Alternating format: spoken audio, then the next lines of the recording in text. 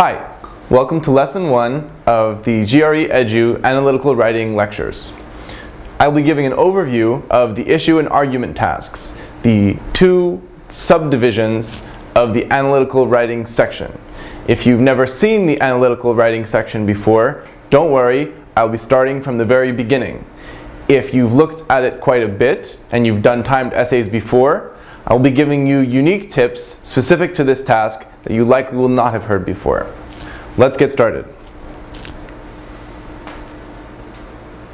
So, as I said, you have two tasks, the issue and argument tasks, and you have a mere 30 minutes to complete each essay. For each of these tasks, you will be evaluated on mechanics, that's your grammar, your spelling, your use of vocabulary, your command of language, how well do you show mastery of English sentence structure and word choice, your argument strength, how well do the evidence and analysis that you present support your argument, and your essay structure, how clearly are your ideas organized into paragraphs. And I think integral across these last 2 points is how well you defend a single clear position.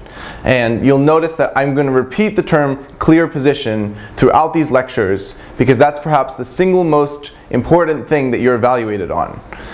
Your task for the argument task, but specifically for the issue task, is not simply to describe the features of an issue, but to take a clear position that someone could argue against on that issue. In the argument task, on the other hand, you are asked to tear down someone else's argument. A set of facts are presented and a conclusion is drawn from those facts. It's your job to evaluate the strength of that conclusion by evaluating how well those facts connect to the conclusion.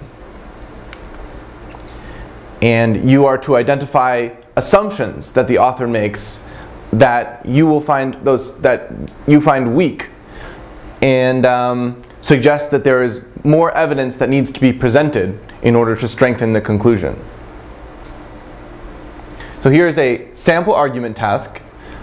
Take a few minutes to read it, and then we'll look at it together. You may pause the video if you'd like to read the task yourself first. Okay, so let's look at this task. In surveys, Boulder Valley residents rank hiking and climbing among their favorite recreational activities. Boulder Mountain, just outside the city, is rarely used for these pursuits, however, and the city park department devotes little of its budget to maintaining the mountain's hiking trails. For years, there have been complaints from residents about litter, debris, and hazards along the trails. In response, the state has recently announced plans to renovate Boulder Mountain trails. Use of the mountain for hiking and climbing is therefore sure to increase. The city government should, for that reason, devote more money in this year's budget to Boulder Mountain hiking trails. That's the argument presented. Here's what the ETS asks you to do. Write a response in which you examine the stated and/or unstated assumptions of the argument. Be sure to explain how the argument depends on the assumptions and what the implications are if the assumptions prove unwarranted. Unwarranted means those assumptions don't have strong ground. Those assumptions are weak. So for the issue task, unlike the argument task, your job is to establish your own position.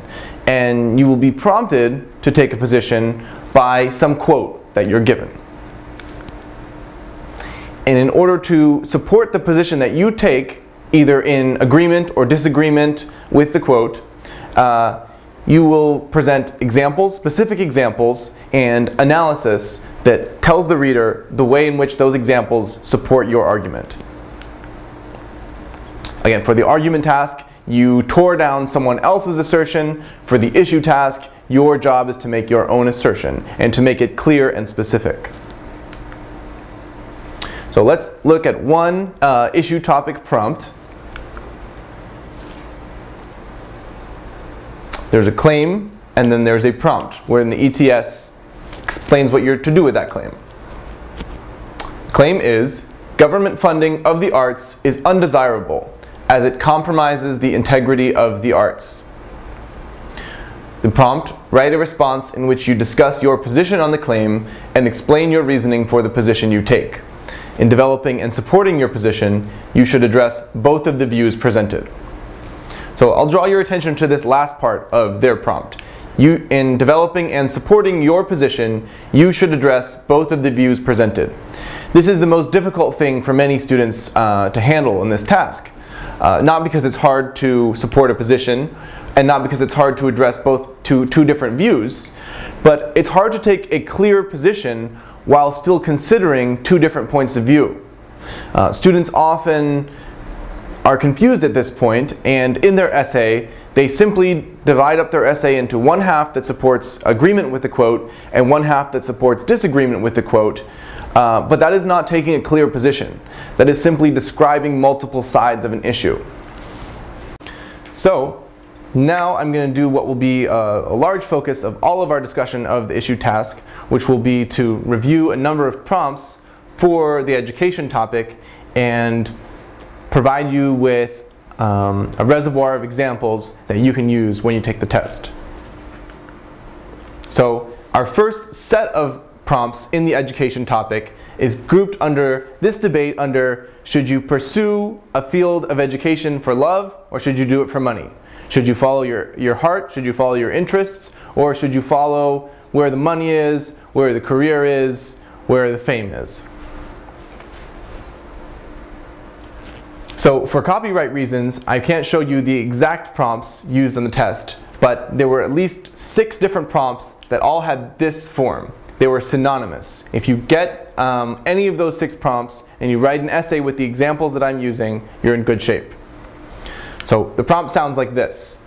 A college student should choose his or her major based on the likelihood of a lucrative career in that field. So if you're in college, you're choosing your major, only choose that major which you think will lead you to a career that will make you a lot of money. Lucrative. Lucrative means profit making, a great GRE vocabulary section word. So here are a set of examples to use with this prompt. Quick disclaimer, you are not to use the exact same language that I'm using. In many cases that will go without saying. I'm just using symbols and short fragments here, but sometimes I'll give a lengthier explanation and you need to be careful for plagiarism reasons not to use the exact same wording. Of course, if you are able to memorize the same wording of all my examples, I would be entirely impressed for another reason, because again, there are dozens and dozens of groups of examples we'll go through and you probably won't take the test for at least a month. But let's start here on the for love side, right? Okay, perhaps your immediate opinion is to say, you know, people should follow their dreams. They shouldn't listen to what others say. They should follow their heart. That's a good reason. I believe that. I sympathize with that reason. However, it doesn't provide you with a lot of material to write a body paragraph about, right? So we usually try to go for those reasons that have concrete evidence and have real consequences, and that lend themselves easily to using examples. So my first idea was that if you choose a major, the possible consequences of that major may be completely unknown at the time. In many cases, that's because of the way that technology changes. So the example I used here was that the YouTube founders, they could not have possibly prepared themselves in college for the endeavor they ended up pursuing. The skills that they needed in using Flash, which they likely studied as students, and the idea of making a free video sharing online system was nowhere in anyone's minds at the time. So the idea is, how can people innovate if they're only looking at those careers which are already lucrative, which already have jobs? How can new careers, new fields, and new jobs be invented? This example with YouTube founders please do use it. It's not that I don't want you to use the examples, just please don't use the same wording.